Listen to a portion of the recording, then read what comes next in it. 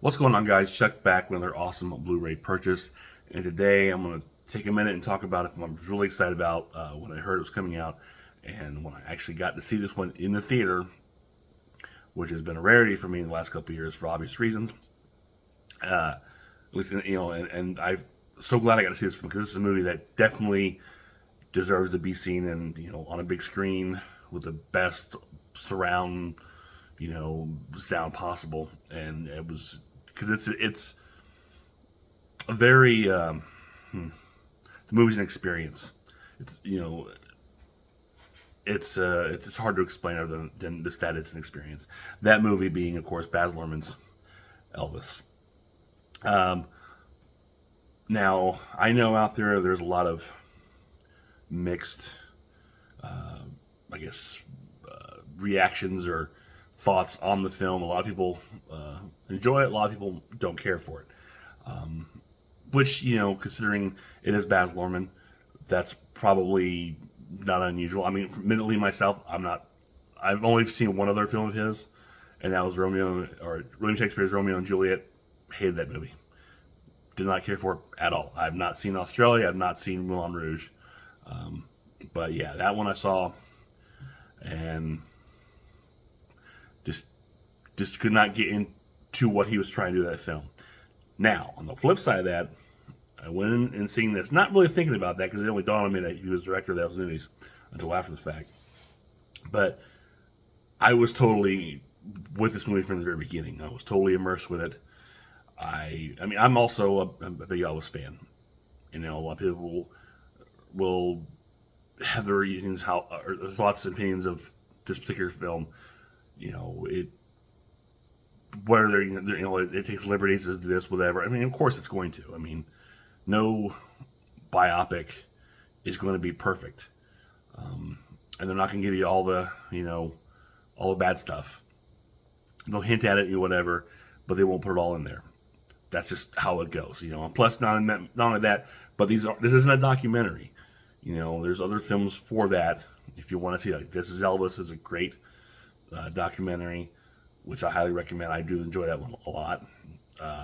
And there's tons of different Elvis documentaries you can find somewhere. But the important thing of when you're doing a movie is you've got to tell a story. There's got to be a narrative, and so in another. And of course, things are going to have poetic license. You got to understand that. It's the way it is with every one of these kind of films. No matter how you can, make it as close to realistic as possible, but you're still going to have some kind of things change. There's only much you can get of one person's life in 2 hours, or in this case, 2.5. But I think they did a good job. I like the unique approach of telling the story through the eyes of the Colonel, which a lot of people probably didn't care for. Now, the Tom Hanks performance is very divisive among people.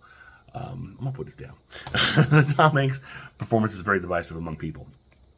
And I get that. I mean, his accent, or he's pulling off, which I believe the Colonel was Swedish, I believe, which is something I didn't really know. Because honestly, there's not a lot out there. I mean, not a lot of like archival interviews, or not very many of the Colonel. A lot of time you see the Elvis, Colonel's very hardly seen. You may see him, but that's it. It's very rare to actually hear him talk. And the few times you heard him talk, don't really get an accent or anything. I think I even saw in an interview that Tom Hanks did on a late night show, where when he was approached to do the role, he was questionable about it too, because as he said, first of all, why are you coming to me? Second is just, there's not much out there of the Colonel to, really know what to do with the performance wise. I think he did what he could with it, and I think again it's divisive. Myself, I didn't let it bother me. I kind of just went with it. I was enjoying it, but the accent kind of went away from me. Like I said, I just liked his performance. It's pulling off, the Colonel as a shyster, a carny, a snowman, if you will. I thought he did that really well, and it was good, nice seeing it through the eyes of, that's a perspective you've never seen in any other Elvis film, to my knowledge. I thought that was a nice take. I liked, obviously, the best thing about this film, what really draws you in is Austin Butler's performance. He's absolutely amazing. And as though it's not enough good things can be said, and I really hope that, come Oscar season, he is definitely put in that in line for a Oscar nomination for this film, because he is fantastic. He makes this movie, and it's playing Elvis is a very hard thing to do. Very few people can do it and do it well without going into caricature, and sometimes that can be good. I mean, if you look at Bruce Campbell, who's Elvis, and Bubba Hotep, obviously that's more caricature, but it works for that tone of film. And then on the flip side of that, and you've got the John Carpenter Elvis film with Kurt Russell, and Kurt Russell does an amazing, amazing performance as Elvis. Probably up until Austin Butler, Kurt Russell was the best Elvis on screen, in my opinion. I mean, that's again, that's my opinion. But Austin Butler, something about what he did up there, it really captures the essence of Elvis. I mean, I was watching this film, and I'm seeing it, and I'm like, oh my, I forgot it's Austin Butler. And I think the fact what helps this too is that Austin Butler, at least to me, was not very well known. I don't know who I don't know what he's been on before. Sure, things, but depending on I've ever seen. So to me, it's an unknown actor, and that always helps with a performance like this. You get someone unknown, because it helps you to take away from who that star is and separate it to. Because you get a big star in a role like this, you're still seeing that star. Like for instance, Kurt Russell. As good as Kurt Russell is in Elvis, I'm looking at it, I'm like, that's still Kurt Russell playing Elvis. With this, I'm not getting that. I'm just getting, I'm watching this, I'm immersed, I'm watching Elvis. I mean, and Austin Butler does a fantastic job of pulling off mannerisms, the speech, and then the variations. I mean, he's even talked about, there's like 3 different voices, the way Elvis speaks, from being young to his, middle age, and of course, towards the later part of his life. And that's that's an interesting thing you don't think about. Again, it goes out the caricature of Elvis. He's the whole time through. That's what people think of. But that those little subtle things that he did for that role really shows that he put the effort. And of course, he went to Graceland. He spoke with the family and did a lot of research, and it comes off. It shows. Now, I know he didn't do his own singing. He did part of it like in the early years of Elvis, and then later on, it's primarily him lip syncing Elvis, which is fine. I don't have a problem with that. That's is what it is. You get the music, but the performance is there. It wraps you up. It's great. Excuse me, still getting over that cold. Especially in the Vegas scenes where he's doing the scenes. If you've seen Elvis, That's the Way It Is, which I've talked about prior. I mean, these scenes. What he's doing on stage is he's got the movements down. It's you're watching Elvis. It's amazing. It's fantastic. I can't gush about it enough, quite frankly. Now, there are some things about this that will throw you off. I mean, some of the use of certain music. There's a lot of controversy. I mean, I had a problem. I only had a problem, but it was kind of threw me out. There's a scene where in like 1950s Memphis, Beale Street, and the song playing over the film. It's not part of the film. It's just the music playing over is a rap version of an Elvis song, whatever it was. I can't remember what it was, and it kind of throws you off because it's obviously not the period of time. And then later on, there's a scene with Priscilla and Elvis, and they're playing I think over I Can't Help Falling in Love. It's obviously a more recent recorded version than would be in that time frame, and actually it's before that song was even written, or at least recorded by Elvis, I should say. So it's just it's very anachronistic. But to me, those are the only 2 things that, as far as that goes, that really kind of throws you. But that's Baz Luhrmann, and this movie is a spectacle. I mean, from the very opening credits, it's spectacle. So you're going to get that. This is very showing, which plays into the narrative of Colonel Tom Parker. This film is spectacle. It's the greatest show on earth. It's really pulling it out there. I think that really comes across with the directing and some of the approaches that Baz Luhrmann took to push a story along. So I think it works. There's some things that are fudged. I'm sure, they really don't delve into the relationship, the deeper relationship, I guess, of Priscilla and Elvis. Namely being that, she was like a 14-year-old girl when they met. That's kind of fudged over, and not surprisingly so. Now, that whole thing that he, became her legal guardian, and when she was 18 or whatever, they got married. Whatever the case, that's all kind of thrown on the rug. It's basically, hey, like they met, they're in love, and then they got married. Not really surprising. And again, even I don't believe, if memory serves, that John Carpenter Elvis really touched too much on that as well. It's basically, oh, she's this sweet young girl, and later on, we're in love, we're married. And why would you? That's not something. I mean, it's important, I guess, but it's not. I don't know. You can't really. You fudge it, you're wrong. You go with it, you're wrong. There's just no way about it. So just pick one and go with it.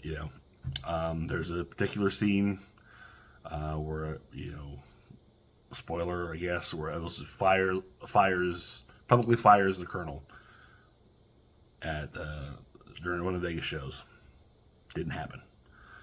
Because if something like that happened, there have been footage or talk about it. This is obviously for narrative purposes, and there's probably other things like that too. But again, this is driving the narrative. The basics of the story are there. You have to put in little things that drive the narrative. That's just how storytelling and movies work. Some to better effect, some not so much. And in this case, I think it works. And much like my thoughts on Bohemian Rhapsody, there are a lot of things in that film which are not touched upon or glazed over, or whatever the case may be. A lot of people don't care for that because they want all the nitty gritty and the dirt and the gossip, and they like watching suffering. Whatever. But with that, my thoughts were, I enjoyed the film, and to me, the members of Queen, they appreciated, people enjoyed it, loved it. It's good enough for them. I'm gonna accept it. In this case, Priscilla Presley, Lisa Marie, these people who saw this movie, they were behind it 100%. They've given it their full blessing. They mentioned how good it was. To me, that's the people who knew the man. That's good enough for me. If they're okay with it, then I'm not gonna, question why I should put whatever. I don't care. We all know the dark sides, and they touch upon a few things, obviously. But I don't know if you really need to dwell on too many things. They put them out there. How much more you want to really just go into it, or But a lot of people, when they see these biopics, they want every single down and dirty, bit of whatever, and that's not always the case. You're not going to get that. But to me, it's. I think it's all encompassed and put together in a nice 2.5 hour package. And to me, let's talk about that 2.5 hour runtime. When I saw this in the theater, I've seen this film 3 times now. Once in the actual AMC theater, second time at the drive-in, and then the third time when I got the Blu-ray. Excuse me. And I said, you're seeing in that theater with the Dolby Cinema, the sound was blaring, the picture was bright. It was amazing. It was absolutely amazing. And like I said, I was enthralled. It grabbed at me. It pulled my heartstrings in a lot of scenes.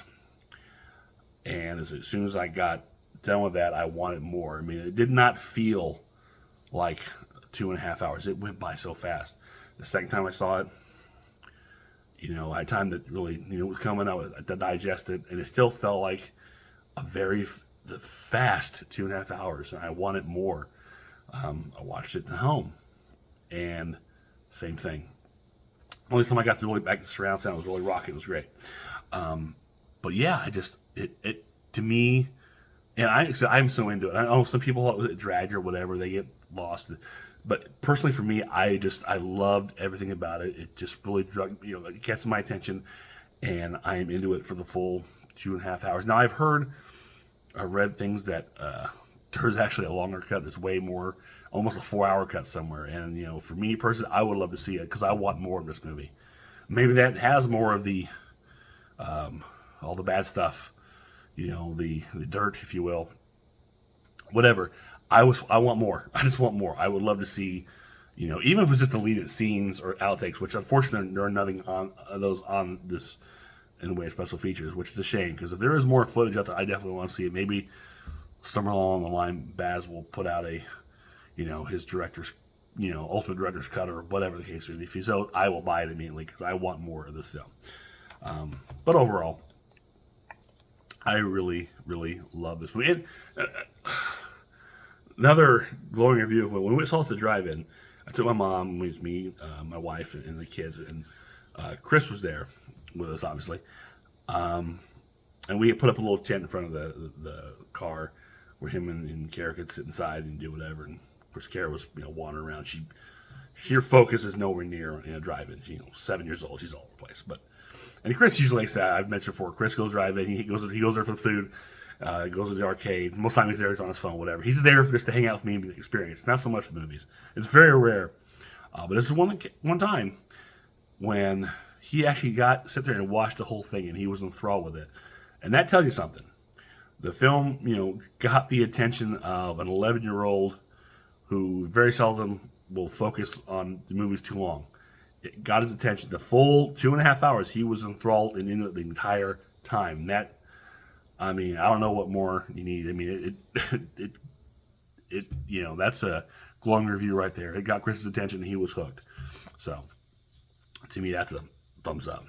So, it's Blu-ray, fancy coloring package. It's just like the movie. Of course, is the 4K Blu-ray digital code. Take a look at that closer. The little shiny glare. Here's your back. Actually, not too many special features. A lot of stuff about the making of the film. Some interviews here and there. We've got a Trouble lyric video of Trouble, which is the scene from the movie with lyrics.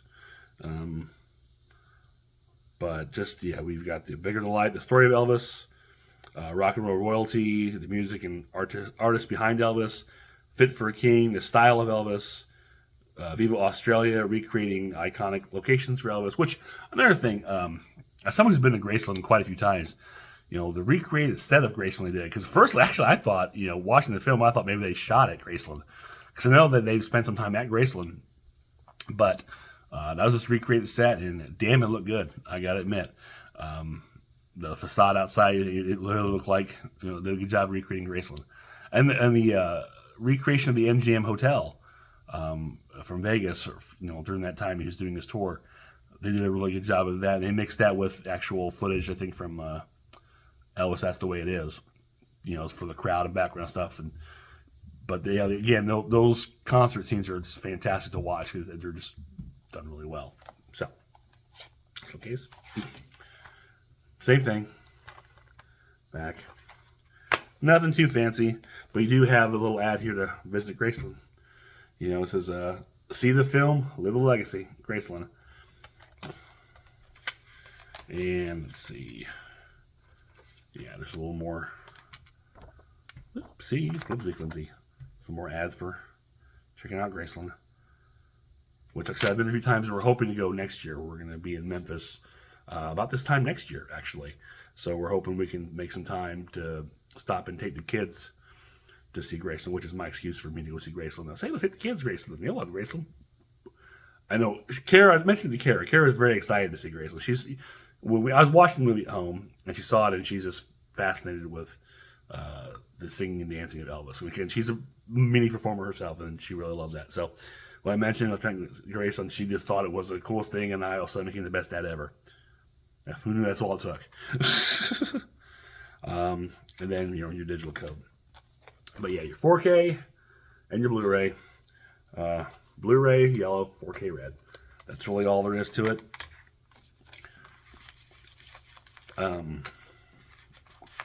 Sweet and simple. But final word, I love this movie. It's a lot of fun. I could watch this movie over and over and over again. I never get bored. It is a fun ride. A great performance by Austin Butler. I don't know what else to say about it. I can sit here and gush about it forever, but if you haven't seen it, I recommend checking it out. Granted, it's not going to be everyone's cup of tea. You know, as I've said, Baz Luhrmann may not be your thing. So maybe a little flashy. Maybe you want more, I don't know, just straightforward storytelling. Maybe the Tom Hanks Colonel is too much. But again, give it a chance. There's a lot in here. It's entertaining. It's a fun ride. Greatest show on earth, like the Colonel says. Highly recommend you check it out. So that's it for this video, which I believe was my number 50 in my Awesome Blu-Ray purchases. Kind of a long time coming. I've got a whole bunch of movies that I've gotten in the last few weeks. Actually, that's kind of not really the last few weeks. Maybe last 2 weeks. But I had a huge Vinegar Syndrome order, like I mentioned before, that they had a sale a while back, and I picked up some stuff, a lot of stuff in that internet sale, and just had them basically pile on with a couple pre-orders I had, so it all shipped together.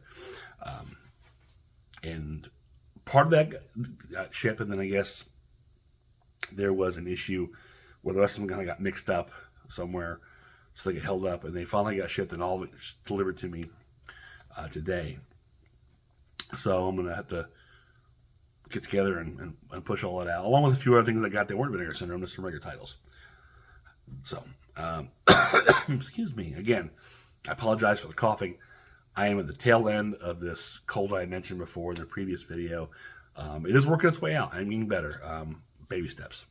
At least I'm good enough to do this right now. So, that is it for now. As always, if you enjoy this, click thumbs up, share, subscribe. Leave me a comment below what your thoughts were on Elvis. If you've seen it, did you enjoy it? What did you thought of Austin Butler? If you did enjoy it, what was it you didn't like about it? Whatever the case may be, or just say hi. As always, I'll always take hi. So until next time, this is Chuck saying I will see you on the other side. Thank you. Thank you very much.